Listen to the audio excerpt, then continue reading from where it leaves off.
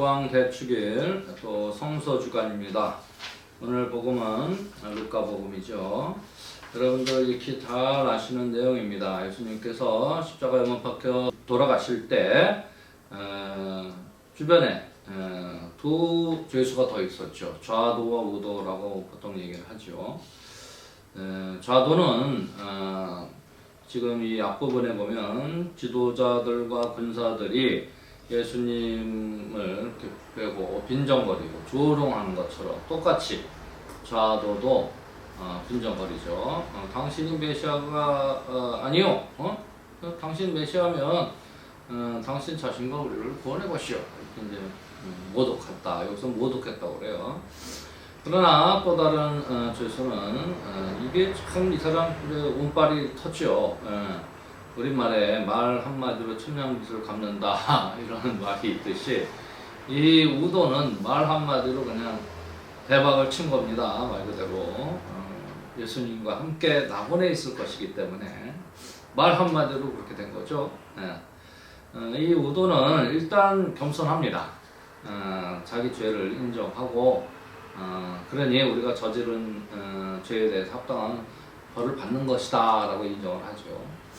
그러나 이제 또 이 죄수들도 그동안 그 예수가 어떤 일을 하신 분인지는 소문으로 듣고 아는 거죠. 그러니까 야 이런 대단한 분인데 사실은 왜 같이 감옥에 들어와서 우리랑 같이 십자가형을 받을까? 이분은 아무런 잘못도 하지 않았는데 억울하게 십자가형을 받는 거는 이걸 아는 겁니다. 그리고 이분이 하셨던 것들 예를 들면 병자를 고치고 악귀를 내쫓고 5,000명을 먹이시고 이런 것들은 소문을 들어서 알았겠죠. 그리고 우리가 어떻게 살아야 되는지 어떻게 살아야 정말 기쁘고 행복한 그런 삶을 살지 인간의 도리라든지 이런 것 등등등등을 가르치신 분이다라는 걸 알고 계시잖아요. 알고 있는 겁니다. 그러니까 그것을 믿고 이제 이 감옥 안에서 이 우도는 깨달은 어떤 깨달음을 얻은 사람이에요. 그러니까 예수님 옆에서 이런 말을 할 수 있는 거죠. 선생님 나라에 들어가실 때 저를 기억해 주십시오. 그러니 이거 어떻게 보면은 모두가 지금 비난하고 있는 그런 분위기인데 빈정거리고 모독하고 막 이러는데 바로 옆에서 이 죄수가 우도가 그렇게 정말 오직 한 편 아니에요? 한 편? 편을 들어주는 겁니다. 여러분 이 굉장히 그 어려운 시절 그런 어떤 상황에 있을 때 누구라도 한 사람만이라도 내 편을 들어주면요 굉장히 좋습니다. 힘이 납니다. 우리 인생에서 그런 겁니다. 그러니까 옆에 지금 우도가 한 사람이라도 편을 들어주니 정말로 힘이 났을 것 같아요. 돌아가시면서도 믿어주는 사람이 있는 거 아니에요? 물론 저 멀리에는 어머니도 계시고 요한도 계시고 주변에 예수를 따르던 스승들이 많을 겁니다. 그러나 가장 가까이에 병사들 그다음에 이 유대 그 지도자들 그냥 계속 옆에서 그냥 비난하고 모독하고 막 이러는데 옆에서 바로 이렇게 편을 들어주니 얼마나 그래도 한결 기분이 좋아진 거죠.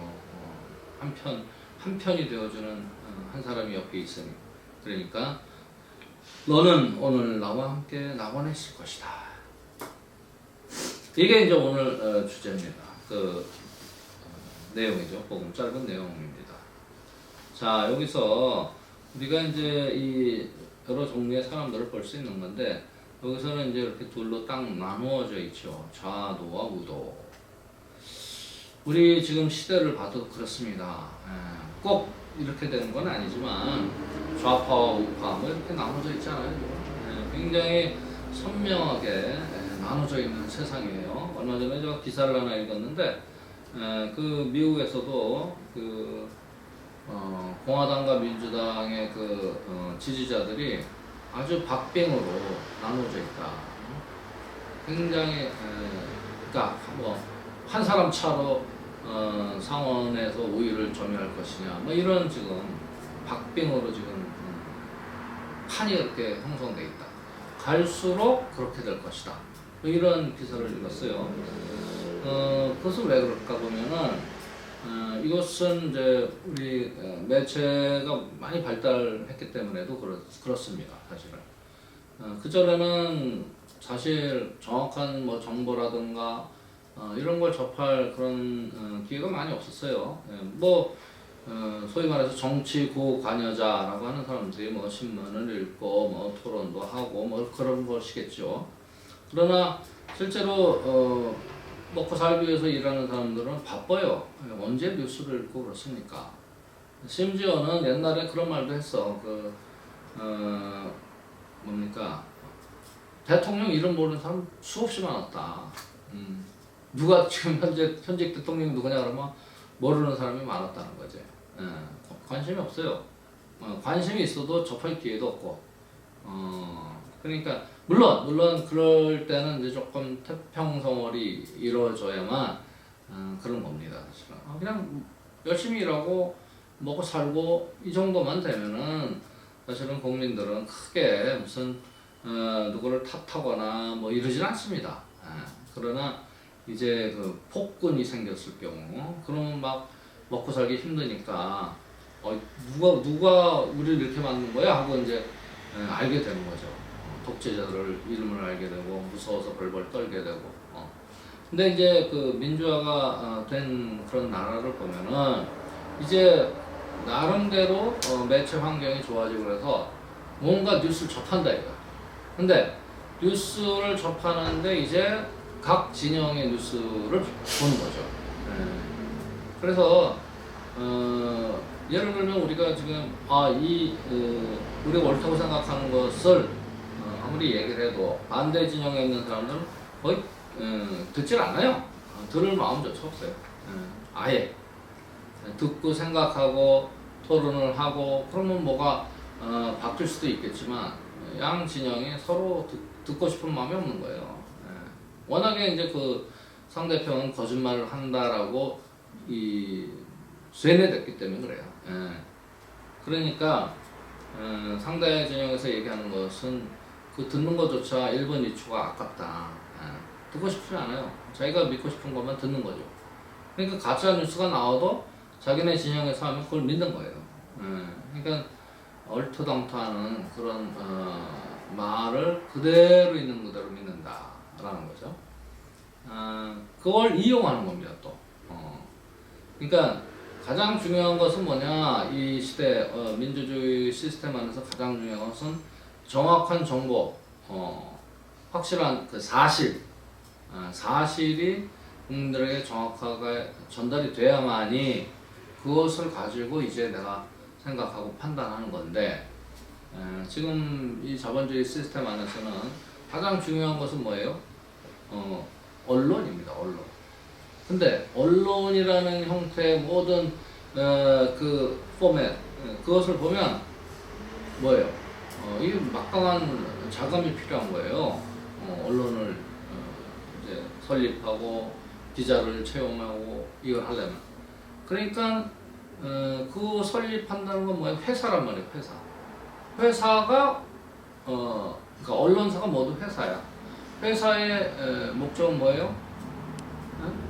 이익을 추구하는 거 아닙니까? 그죠? 이익을 추구하는 게 회사예요. 그러니까 아무리 공정한 보도를 해야 되고 기자 정신이 있고 그래도 어느 회사에 소속한 이 기자들은 어쩔 수 없이 아주 공정하고 아주 정확한 팩트만을 전달할 수는 없다라게 된 거예요.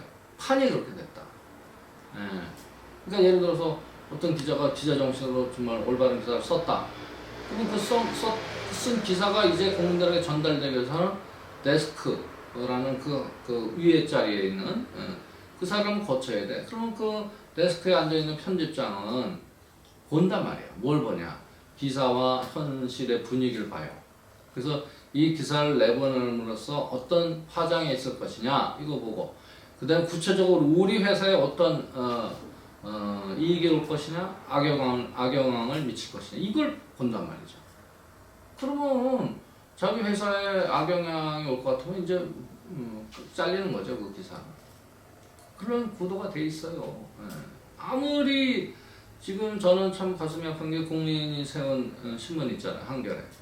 한겨레가 그 당시에 세워진 그 정신을 지금 이어오지 못하고 있어요. 예.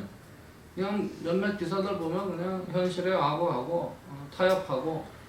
예. 제가 가장 가슴 아팠던 것은 광고를 내는데 원자력 그 수력 원자력 광고 내면서 깨끗한 무슨 에너지 이따위 식의 광고를 내는 걸 제가 봤어요, 한겨레에서. 요즘은 조금 덜 나오는 것 같은데 어떻게 한겨레에서 그런 거짓 광고를 돈 받고 내줍니까? 그런 광고를 볼 때 정말 답답하다. 국민이 세운 신문이 이렇게 타락했구나. 그래서 요즘도 한겨레가 그래도 그나마 국민이 세운 종이신문인데 많은 거 너무 지금 조금 변질돼 있다라는 거 좀 답답하고. 그 다음에 이제 다행스럽게도 이제 무슨 SNS라든지 유튜브라든지 뭐 페이스북이라든지 뭐 이런 소셜 미디어라고 그러죠. 이런 것들이 발달하면서 각자가 막 그 취재도 하고 보도도 하고 뭐 이런 시대가 된 거죠. 그래서 그것을 이제 옥석을 가리는 그런 어떤 눈이 필요하다. 우리 스스로가. 근데 그 눈을 가지려면 또 마찬가지로 공정한 보도를 찾아서 들어야만이 그 눈이 생긴다라는 거예요. 그랬을 때 어떤 매체가 공정하냐, 좀 읽을만하냐, 또 기자 정신, 언론의 임무를 다 하느냐, 이거 가려내야 된다는 거죠. 그랬을 때 제가 지금 좀 이렇게 본 거는 저는 이 세상에서 우리 사회에서 가장 좋은 신문 그러면 인터넷 매체, 인터넷 신문 그러면 저는 프레시안을 꼽습니다. 왜냐하면 프레시안은 회사가 아니에요. 노조입니다. 조합의 형태로 운영됩니다. 회사가 아니에요. 그러니까 기자와 그 운영자와 독자가 다 합쳐져서 조합으로 형태로 이루어지기 때문에 어느 무슨 금권에 휘둘리지 않습니다. 광고에 휘둘리지 않습니다. 조합이기 때문에. 그래서 나는 그 프레시안이 우리나라에서 가장 좋은 신문이다 라고 감히 말할 수 있어요. 그러니까 여러분들 제가 이 프레시안을 적극 추천합니다. 하루에 뭐 한두 꼭지씩 프레시안 기사를 읽으면 좀 올바른 그런 눈, 그런 시야를 가질 수 있다. 프레시안 적극 추천합니다. 자, 어찌됐든 오늘 이 그리스도왕 대축일을 맞이해서 좌도와 우도가 나왔기 때문에 제가 이런 말씀을 좀 드리는 겁니다. 사실은 뭐 좌파 우파 어떻게 보면은 의견이 다른 건 민주주의 사회에서 당연한 겁니다. 그러나 진실을 우리가 접해야만이 올바른 판단을 하고 올바른 행동을 할 수 있다, 이런 겁니다. 오늘 또 그리스도왕 대축일이면서 성서주간이에요. 성서주간. 이것도 좀 이제 옛날 말이죠. 우리가 성서를 성경으로 또 이름을 바뀌었고 그랬는데, 성서주간. 성경은 예수님, 그러니까 구약과 신약으로 이렇게 나눠져 있잖아요.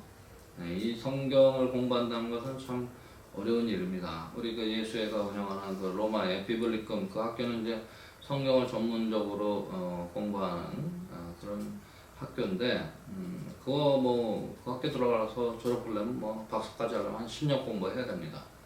들어가면 뭐 언어만 벌써 그냥 몇 개를 해야 돼요. 그것도 고대 언어 막 이런 거. 그러니까 어려운 공부인데, 그것을 통해서 이제 이 성서학자들이 이 성경을 올바르게 이제 해석해주고 뭐 이런 겁니다. 그럼에도 불구하고 이게 지금 번역이 이렇게 잘 각 나라마다 돼 있으니까 그 번역된 것을 우리가 성경을 읽지만 꼭 무슨 뭐 대단한 뭐 성경학자가 있어야만이 우리가 성경을 이해하는 것은 아닙니다. 성경을 우리가 읽으면서 또 묵상과 관상을 통해서 행간을 읽을 수도 있고, 또 그다음에 묵상과 관상이라는 것은 우리의 그 브레인 파워를 이용하는 거죠. 하느님이 주신 이성과 감성과 상상력과 이런 것을 통해서 성경에서 뭔가 메시지가 새롭게 그때그때 이 시대가 변함에 따라서 또 우리에게 여러 가지 지혜를 주신다. 이런 걸 우리가 생각할 때 이 성서 주간을 맞이해서 성경을 좀 꼼꼼히 읽고 성경이 주는 어떤 메시지를 우리가 어떻게 이 시대에서 잘 받아들일까, 이런 거 생각하면서 좀 성경과 좀 가까이 지내고 친해질 필요성이 있다. 그런 차원에서 교회는 이 성서 주간을 이렇게 또 만들어 놓은 것이죠. 여러분들이 이 묵상한다, 관상한다 이런 것들은 이 일상 안에서 조금 습관들일 필요가 있어요. 묵상과 관상을 한다는 것은 기본적으로 내 이 정신력을 좀 편안하게 쉬면서 그 안에서 하는 그런 작업들, 그런 것은 요즘 유행하는 그냥 명상이라든지 요가, 곡선도 이런 것과 또 연관이 되고, 그 안에서 온갖 그런 여러 가지 그 유익함들을 얻을 수 있다. 그건 몸과 마음의 치유도 얻을 수 있다. 이런 것이죠. 그래서 이 성서 주간을 맞이해서 조금 더 성경을 읽고 묵상하고 관상하는 그런 습관을 일상 안에서 좀 실천하는 것은 우리 신앙인이 갖추어야 될 그런 생활 습관이 아닐까, 이런 생각이 듭니다. 우리의 신앙을 고백합시다.